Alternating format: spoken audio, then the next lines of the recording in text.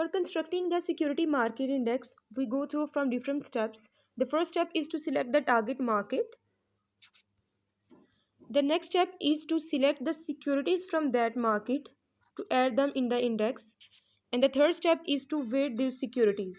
We have read the different methods to weight the securities: price weighted index, value weighted index, floated index and market cap index. वो सारे methods हैं जिनके through हम अपनी securities को index के अंदर वेट्स देते हैं और फिर अपने इंडेक्स की कैलकुलेशन करते हैं।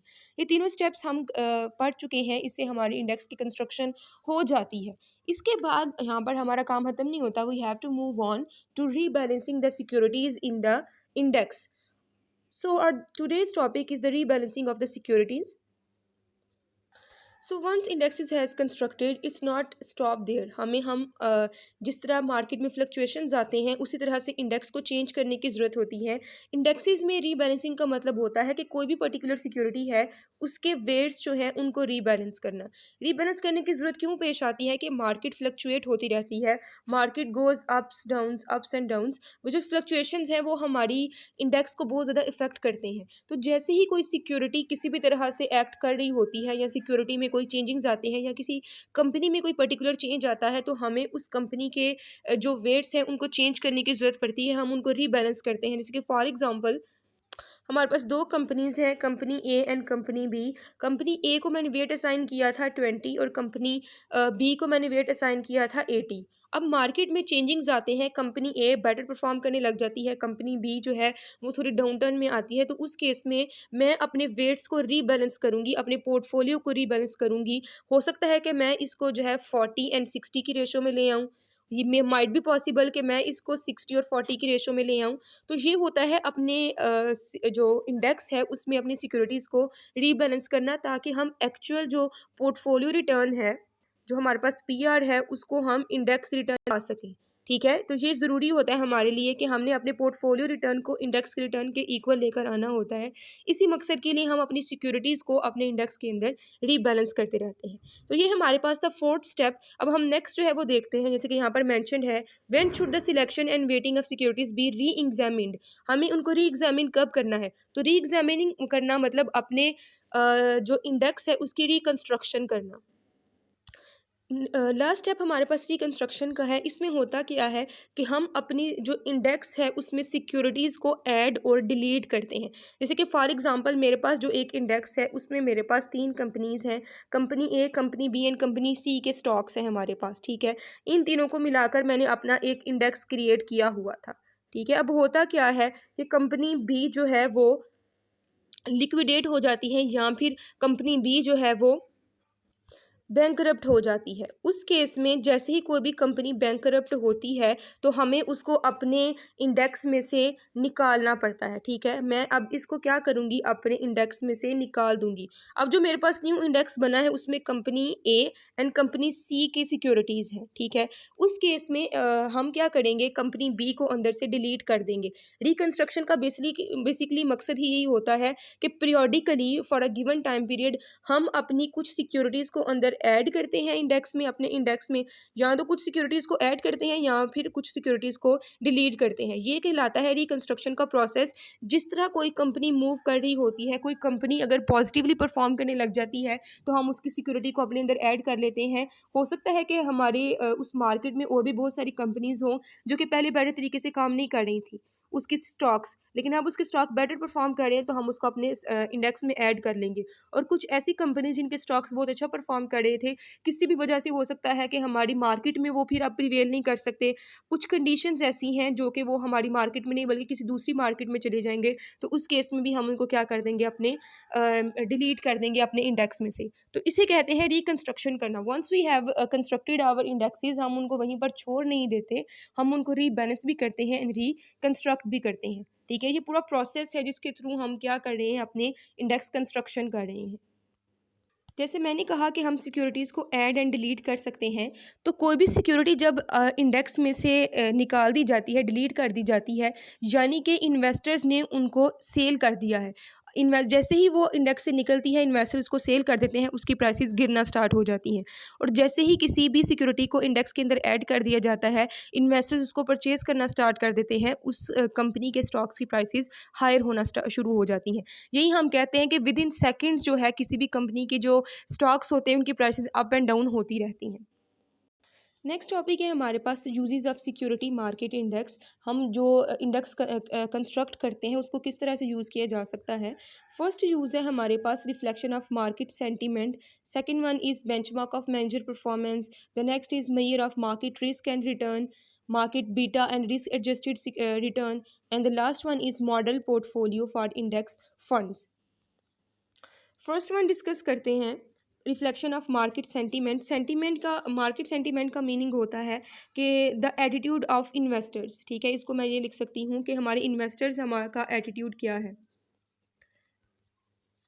एटीट्यूड का मतलब है कि उनका कॉन्फिडेंस है हमारी मार्केट में या फिर नहीं है। तो जितना हमारा इंडेक्स हायर होगा, जितनी हमारी इंडेक्स की कैलकुलेशन में रिस्क कम होगा और हमारे इंडेक्स ज़्यादा होंगे, इसका मतलब यही है कि हमारे इन्वेस्टर्स का जो एटीट्यूड है हमारी मार्केट की तरफ वो क्या है, पॉजिटिव है। They have confidence over our market. ठीक है, नेक्स्ट यूज़ है हमारे पास बेंचमार्क ऑफ मैनेजर परफॉर्मेंस। जो भी मैनेजर वहाँ पर कैलकुलेशंस कर रहा है इंडेक्स की, उसका और हमारी बेंचमार्क्स का एक डायरेक्ट रिलेशनशिप होता है।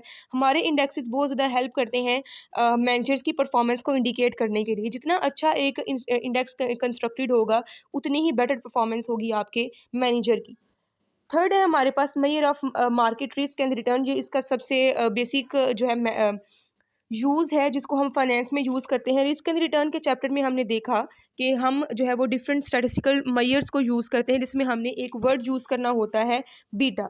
बीटा इज़ द कंस्ट्रक्शन और is a gauge is a measure to calculate the risk of a particular security.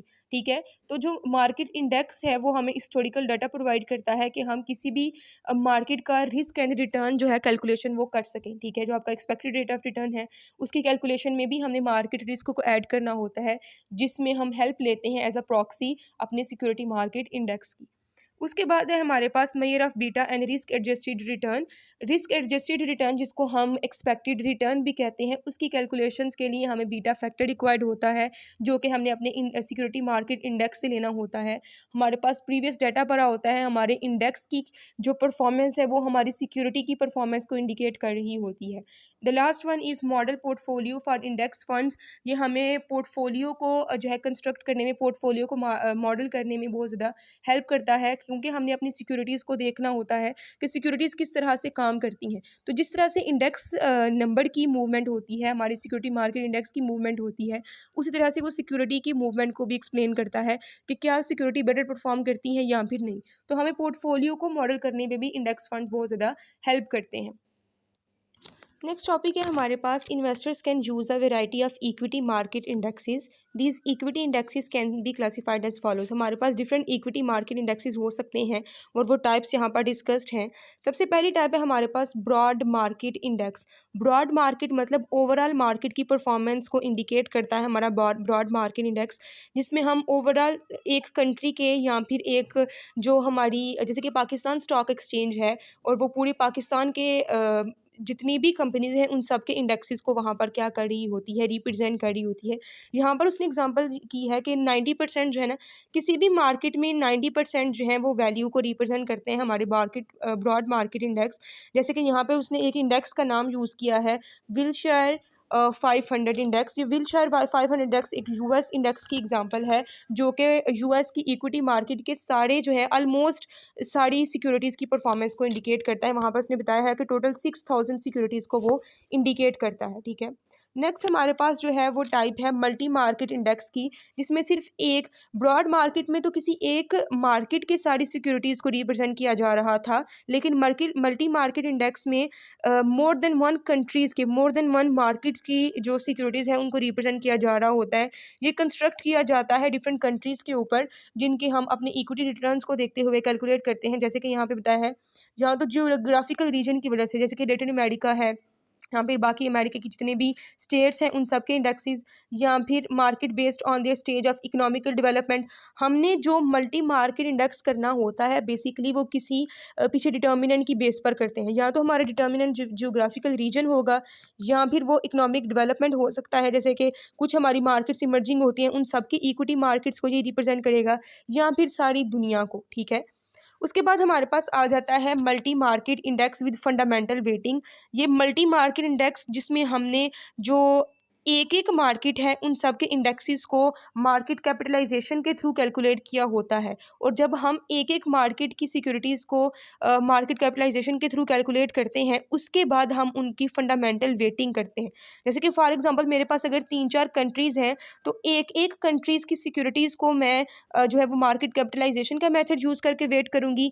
And next जब हमने सारी कंट्रीज़ को इकट्ठा करने के बाद एक इंडेक्स कैलकुलेट करना है तो मैं क्या यूज़ करूँगी, फंडामेंटल वेटिंग का मेथड यूज़ करूँगी। ठीक है, ताकि हम ओवर द कंट्रीज़ भी हाई स्टॉक रिटर्न्स को कैलकुलेट कर सकें। ठीक है, उसके बाद है हमारे पास सेक्टर इंडेक्स। सेक्टर इंडेक्स जैसे कि इसके नेम से पता चल रहा है किसी भी इंडस्ट्री के पर्टिकुलर सेक्टर को, जैसे कि हेल्थ सेक्टर हो गया, फाइनेंशियल सेक्टर हो गया, कंज्यूमर गुड सेक्टर हो गया, किसी भी एक सेक्टर को रिप्रेजेंट करने के लिए हम इसको यूज़ करते हैं। Investor can use these indexes, या तो हम साइक्लिकल एनालिसिस यूज़ कर सकते हैं या फिर किसी भी दूसरी साइकिल की वजह से बिजनेस साइकिल के थ्रू हम इन सेक्टर्स की इंडेक्सेस को कैलकुलेट कर सकते हैं।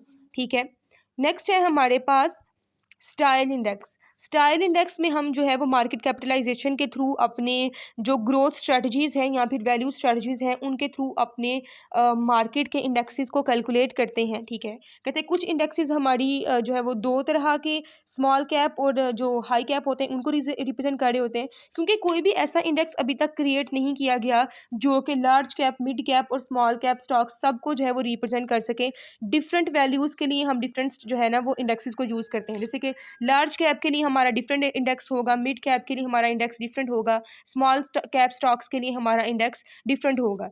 ठीक है, ये हमारी डेफिनेशंस बेस करती हैं वैल्यू स्टॉक और मार्केट कैपिटलाइजेशन के ऊपर। ठीक है, लास्ट पे वो कहता है कि हम जब भी वैल्यू स्टॉक्स या फिर ग्रोथ स्टॉक के इंडेक्सेस को कंस्ट्रक्ट करने लगते हैं तो दो रेशोज़ हमारी हेल्प करती हैं। एक तो है प्राइस टू अर्निंग रेशो, ये हमने रेशोज़ वाले चैप्टर में की थी। उसके बाद डिविडेंड यील्ड रेशो, ये भी हमने की है, जो कि हमारी किसी भी कंपनी के स्टॉक की वैल्यू और उसकी ग्रोथ को रिप्रेजेंट कर रहा होता है। ठीक है, तो for example a successful small cap company might grow, हो सकता है कि कोई भी कंपनी जो है उसकी जो प्राइस टू अर्निंग रेशो है या फिर डिविडेंड यील्ड रेशो है वो ओवर द टाइम इंक्रीज हो जाए, तो उस केस में हम उसको लार्ज कैप कंपनी में कन्वर्ट कर देंगे।